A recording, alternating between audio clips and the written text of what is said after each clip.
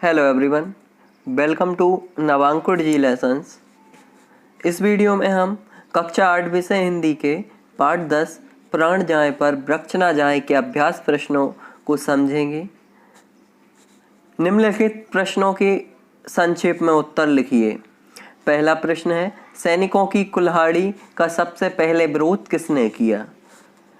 सैनिकों की कुल्हाड़ी का सबसे पहले विरोध एक महिला अमृता देवी बिश्नोई ने किया।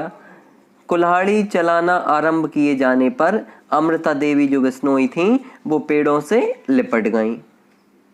अगला प्रश्न है, अमृता देवी का नारा क्या था? पेड़ों से लिपटकर अमृता देवी कहती रहीं, सिर साटे पर रूख रहे तो भी सस्तो जाड़, अर्थात सिर कट जाए पर पेड़ बचे रहें तो भी यह सस्ता सौदा है। यही अमृता देवी का नारा था। अगला प्रश्न है, बिश्नोई समाज की स्थापना किसने की थी? तो बिश्नोई समाज की स्थापना आज से लगभग 500 वर्ष पहले सन 1485 ईस्वी में भगवान जम्भेश्वर ने की थी। हिरणों की रक्षा में कौन शहीद हुआ था? सन 1996 ईस्वी में अक्टूबर माह में राजस्थान के चुरू जिले में हिरणों की रक्षा करते हुए श्री निहाल चंद बिश्नोई शहीद हुए थे। राजा ने पेड़ काटने की क्या सजा घोषित की? तो राजा अभय सिंह ने सैनिकों के दुष्कृत्य के लिए क्षमा मांगी और ताम्रपत्र पर राजा की आज्ञा को जारी किया गया कि बिश्नोई गांव में कोई पेड़ नहीं काटेगा, यदि काटेगा तो वह राजदंड का भागी होगा। अगला प्रश्न है, निम्नलिखित प्रश्नों के उत्तर विस्तार से लिखिए। का पहला प्रश्न है, जोधपुर के राजा अभय सिंह को लकड़ी की आवश्यकता क्यों पड़ी और इसके लिए उन्होंने क्या किया? जोधपुर के राजा अभय सिंह ने अपना महल बनवाया, तो महल के लिए क्या था? भादों का महीना था, शुक्ल पक्ष की 10वीं का दिन था और लकड़ी की आवश्यकता पड़ी उन्हें महल के लिए। तो राजा ने अपनी सेना को आदेश दिया कि लकड़ी काट कर लाने का आदेश दिया। इस तरह राजा के सैनिक जोधपुर के पास खेजरड़ई गांव पहुंचे। वहां वे पेड़ काटना चाहते थे, लेकिन ये गांव किसका था? बिश्नोई समाज का था। तो बिश्नोइयों ने कहा कि हम परंपरा से वनों के रक्षक हैं, हमारे रहते पेड़ नहीं कट सकते। सैनिकों ने उनके विरोध की अनदेखी की और कुल्हाड़ी चला दी। अमृता देवी बिश्नोई नामक महिला पेड़ से लिपट गईं और कहती रहीं, सिर साटे पर रूख रहे तो भी सस्तो जाड़। और सैनिकों ने क्या किया? राजा की आज्ञा का पालन करना है, इस भाव से सैनिकों ने अमृता देवी को काट डाला। अमृता देवी वृक्षों की रक्षा किस प्रकार से कर सकती थी? सोच कर लिखिए। ये प्रत्येक विद्यार्थी को अपनी अपनी सोच के हिसाब से लिखना है कि उनकी सोच क्या है, किस तरह का सुझाव वे देना चाहेंगे। एक आपको एग्जाम्पल देके मैं समझाना चाहूँगा कि राजा के आदेश से उनके सैनिक पेड़ काटने के लिए खेजरड़ली गांव पहुंचे। राजा की आज्ञा का पालन करना सैनिकों का धर्म हो गया था, कर्तव्य हो गया था। अमृता देवी वृक्षों की रक्षा करने के लिए, उन्हें रोकने के लिए सैनिकों से निवेदन कर सकती थी।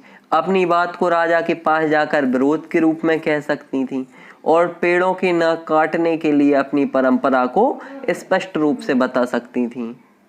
अगला प्रश्न है, अमृता देवी का नारा इस पाठ में किस तरह सार्थक हुआ? अमृता देवी जी का जो नारा था, सिर साटे पर रूख रहे तो भी सस्तो जाड़, सार्थक हो गया। पेड़ों की आवश्यकता हम लोगों को है, पेड़ों को हमारी आवश्यकता नहीं है। दिन प्रतिदिन बढ़ते प्रदूषण से अपने रक्षा के लिए हमें पेड़ पौधे लगाने होंगे, उनकी रक्षा करनी होगी। अमृता देवी और 362 शहीदों के बलिदान की स्मृति में भारत सरकार प्रतिवर्ष राष्ट्रीय पुरस्कार प्रदान करती है। मध्य प्रदेश का वन विभाग प्रतिवर्ष वन संवर्धन एवं वन रक्षा के क्षेत्र में उल्लेखनीय कार्य करने वाली ग्राम पंचायत अथवा संस्था को शहीद अमृता देवी बिश्नोई पुरस्कार और 1 लाख रुपया नगद प्रदान करता है। मध्य प्रदेश सरकार शहीद अमृता देवी बिश्नोई के नाम पर 2 व्यक्तिगत पुरस्कार भी देती है, 50,000 रुपया नगद और प्रशस्ति पत्र के पुरस्कार के रूप में वन संवर्धन और वन्य प्राणियों की रक्षा में उत्कृष्ट कार्य करने वाले व्यक्ति को प्रतिवर्ष दिए जाते हैं। राजा अभय सिंह को पश्चाताप किस प्रकार किया? राजा अभय सिंह ने जब राजा को बिश्नोई समाज द्वारा किए गए बलिदान संबंधी भीषण घटना का समाचार मिला तो उन्हें बड़ा दुख हुआ। वे स्वयं उस गांव गए, अपनी सेना द्वारा किए गए दुष्कृत्य के लिए क्षमा मांगी और ताम्रपत्र पर राजाज्ञा जारी की गई कि बिश्नोई गांव में कोई पेड़ नहीं काटेगा, यदि काटेगा तो वह राजदंड का भागी होगा। इस प्रकार राजा के द्वारा निर्णय लिया गया और पश्चाताप किया गया। अगला प्रश्न है, अमृता देवी ये अन्य शहीदों से आपको क्या प्रेरणा मिलती है?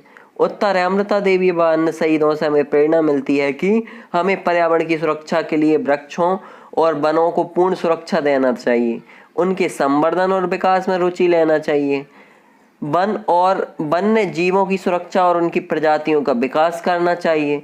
प्रत्येक राज्य सरकार को वृक्षारोपण और वन संपदा के विकास और सुरक्षा के लिए अपनी ओर से प्रोत्साहन पुरस्कार घोषित किए जाने चाहिए।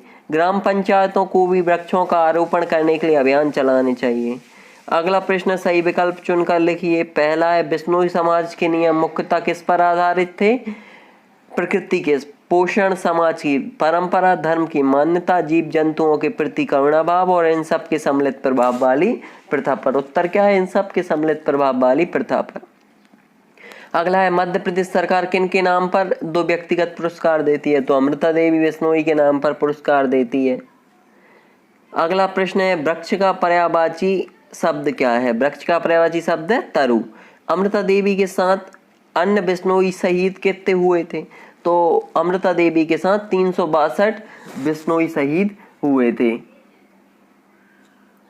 श्री निहाल चंद बिश्नोई को भारत सरकार ने कौन सा पुरस्कार से सम्मानित किया?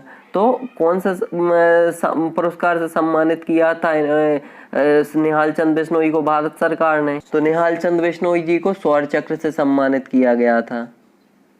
अगला है, नीचे लिखे शब्दों के विलोम शब्द उनके नीचे बनी वर्ग पहेलिका में दिए गए, आपको खोज कर लिखना है। वाचाल का पर्यायवाची शब्द क्या होगा? मूक। राजा का रंक, अपमानित का सम्मानित, भक्षक का रक्षक, हर्ष का शोक, क्षम्य का क्षम्य, हिंसा अहिंसा, हित अहित, दुखी सुखी, विरोध समर्थन। निम्नलिखित शब्दों के शुद्ध उच्चारण कीजिए और उन्हें वाक्य में प्रयोग कीजिए। श्रद्धांजलि, संकल्प, शौर्य चक्र, प्रासंगिक, जंभेजभर, इन सब का हमें वाक्य में प्रयोग करना है। महापुरुषों के नियमों का पालन करना ही उनके प्रति सच्ची श्रद्धांजलि होती है। हम देश की सेवा करने का संकल्प लेते हैं। निहाल चंद को मरणोपरांत शौर्य चक्र से सम्मानित किया गया। अमृता देवी का वृक्ष संरक्षण कार्यक्रम आज बहुत ही प्रासंगिक है। जंभेजभर भगवान ने प्रकृति के नियमों के पालन का आदेश दिया। निम्नलिखित शब्दों का संधि विच्छेद कीजिए और उनका संधि का प्रकार भी लिखना है। वृक्षारोपण का संधि वृक्षेद, वृक्ष धन आरोपण स्वर संधि। एकमेव का एकम धन एव स्वर संधि। राजाज्ञा का राजा धनाज्ञा स्वर संधि। मरणोपरांत का मरण धन उपरांत स्वर संधि। वातावरण का वात धन आवरण स्वर संधि। अगला है, समास विग्रह करना है और समास का नाम लिखना है। ताम्रपत्र, ताम्र का पत्र, तत्पुरुष समास। राजदंड, राजा का दंड, तत्पुरुष समास। प्रतिवर्ष, प्रत्येक होने वाला वर्ष, अव्ययीभाव समास। ग्राम पंचायत, ग्राम की पंचायत, तत्पुरुष समास। सौर चक्र, सौर का चक्र, तत्पुरुष समास। अगला है, निम्नलिखित शब्दों में उपसर्ग पहचान कर लिखिए। क्या उपसर्ग पहचानना है इनमें? गैर सैनिक में क्या है? गैर उपसर्ग है, सैनिक मूल शब्द है। पर्यावरण में परि उपसर्ग है, सम्मान में सम्मान में क्या है? सम उपसर्ग है। प्रशस्ति में प्र उपसर्ग है, प्रदूषण में प्र उपसर्ग है, संवर्धन में सम उपसर्ग है। निम्नलिखित वाक्यों में उद्देश्य और विधेय छांट कर लिखिए। उद्देश्य यानी जिसके बारे में वाक्य में बात चल रही है, और विधेय यानी जो कुछ उसके बारे में कहा जाए। तो पहला है, भगवान जंभेजवर द्वारा हरे भरे वृक्षों को बनाए रखने की प्रेरणा दी गई थी। तो इनमें किसके बारे में बात चल रही है? भगवान जंभेजवर के बारे में। तो भगवान जंभेजवर उद्देश्य हुए, बाकी बचा हुआ पूरा वाक्य विधेय हुआ। बिश्नोई समाज ने वनों की रक्षा के लिए महत्वपूर्ण योगदान दिया है। तो किसके बारे में बात हुई है? बिश्नोई समाज के। तो बिश्नोई समाज क्या हुआ? उद्देश्य, और बाकी बचा हुआ विधेय। भारत शासन प्रतिवर्ष राष्ट्रीय पुरस्कार देता है। तो भारत शासन के बारे में बात हुई है, तो भारत शासन क्या हुआ? उद्देश्य, और प्रतिवर्ष राष्ट्रीय पुरस्कार देता है, ये क्या हुआ? विधेय हुआ। तो इस प्रकार हम प्राण जाए पर वृक्ष न जाए, जो कि पाठ 10 था, उसके अभ्यास प्रश्नों को समझ चुके हैं, भाषा अध्ययन के प्रश्नों को समझ चुके हैं। आप सभी इनके अच्छे तरीके से नोट्स बनाइए और इन्हें याद करने की कोशिश कीजिए। Thanks for watching.